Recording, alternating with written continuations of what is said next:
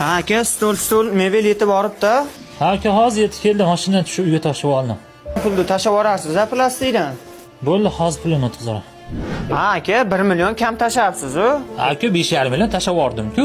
Aka, dogovorda 6,5 million deganman, yana 1 million tashlab yuboring. Bor pulim 5,5 million edi. Pulim bo'lganda qolganini tashlab beraman aka.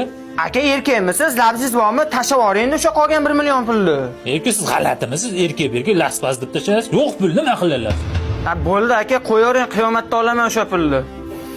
Bo'pti, o'shanda olasan. Alo. Akaxon, tuzamisiz? Yaxshi, rahmat. Kim bu? Eslasiz, bir stol mebel oldim sizdan. Hali 1 million qarz olib qoldim. Ha, bo'ldi, esladim. Tuzamisiz o'zingiz? Esladingizmi aka? O'sha pulni qaytarib bermoqchi edim. Oxiratga qolsa yaxshi ish bo'lmas ekan aka. Yo'q aka, men qiyomatda olaman deb qo'yganman u pulni. Yo'q aka, keyin unaqa qilmang, oxiratga qoldirmang aka. Tashlab beray hozir. Ha, bo'ldi, xo'p. Plastik menga tashlab yuboring. Ya aka, hozir birovga 3,5 million pul tashlayman deb, sizni plastik kartangizga adashib tashlab yuboribman. Agar imkoningiz bo'lsa, o'sha 2,5 millionni qaytarib yuborasizmi? Ha, bo'ldi, hozir tashlab yuboraman. Aka, ishondimmi? Tashlab yuborasiz a? Yo'q aka, xavotir olmang, birov haqidan qo'rqaman men. Plastikingizni tashlab yuboring. Bo'ldi aka, hozir karta raqamini tashlab yuboryapman.